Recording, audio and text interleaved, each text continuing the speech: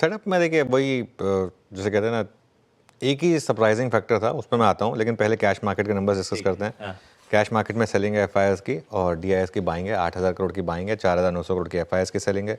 वो बार्स आएंगे आपके स्क्रीन पर। अब तो हमको आदत हो गई है ये सारे बार्स देखने की। लेफ्ट साइड पे ग्रीन, राइट साइड पे रेड, डीआईएस बाइंग, एफआईआईएस की सेलिंग।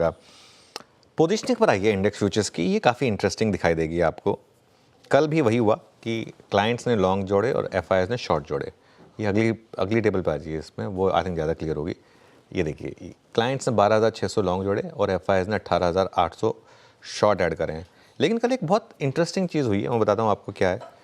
कल इंडेक्स फ्यूचर्स में एफआईआईएस की सेलिंग जो है ना बहुत कम है, सिर्फ 1,400 करोड़। सिर्फ 1,400 इसलिए कह रहा हूँ कि हमने इससे कहीं ज़्यादा बड़ी सेलिंग देखी है। और स्टॉक फ्यूचर्स में तो उनकी बाइंग है करीब करीब 2,200 करोड़ की। और विद इन इंडेक्स फ्यूचर्स ये डेटा 4 बार चेक करना पड़ा, बैंक निफ्टी के फ्यूचर में एक्चुअली बाइंग है कल। तो काफ़ी interesting, I think delivery based selling शायद ज़्यादा थी। निफ्टी फ्यूचर में ऑब्वियसली सेलिंग थी, लेकिन बैंक निफ्टी में कल बाइंग थी और काफ़ी समय के बाद एक बाय नंबर आपको देखने को मिला है। जैसा मैं कह रहा हूँ 1449 के करीब लॉन्ग ऐड हुए हैं और 18,849 के करीब शॉर्ट ऐड हुए हैं। जो शॉर्ट ऑब्वियसली निफ्टी में ज़्यादा ऐड हुए हैं compare to bank Nifty.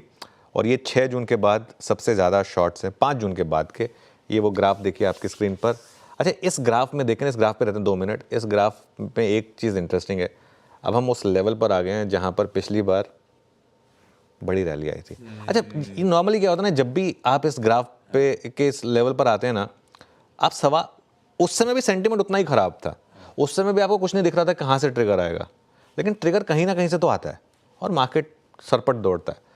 Hope है ये कि कहीं ना कहीं से मार्केट को ट्रिगर मिले, लेकिन जो भी है हम ऑलमोस्ट उसी लेवल पर हैं। और जैसा मैं कह रहा हूँ 5 जून के बाद नंबर के हिसाब से सबसे ज़्यादा शॉर्ट पोजीशन पर हैं आप इस समय। वो टेबल आएगी आपकी स्क्रीन पर। ऑलमोस्ट 3 लाख कॉन्ट्रैक्ट के करीब अब हम शॉर्ट पर पहुँच चुके हैं। उसके अलावा आज ये इंडिया विक्स पर कल काफ़ी जंप था। इंडिया विक्स में 7% से ज़्यादा भागा इंडिया विक्स, ऑलमोस्ट 16 पर आ गया, कंफर्ट जोन से ऊपर। पुट कॉल रेशियो ओवरसोल्ड है 0.72 वर्सेस 0.88। और जैसा हम क्लोजिंग में कल एक्सप्लेन कर रहे थे, आरती इंडस्ट्रीज जो सरप्राइजिंगली काफ़ी स्ट्रॉन्ग स्टॉक रहा है इस मार्केट में भी। एक स्टॉक जो स्ट्रॉन्ग रहा है वो है आरती इंडस्ट्रीज। एक बार इसका कल का चार्ट देख लीजिए आप। इतनी वीक मार्केट में, इतने वीक मिड कैप सेंटीमेंट में ये स्टॉक कल डटा रहा।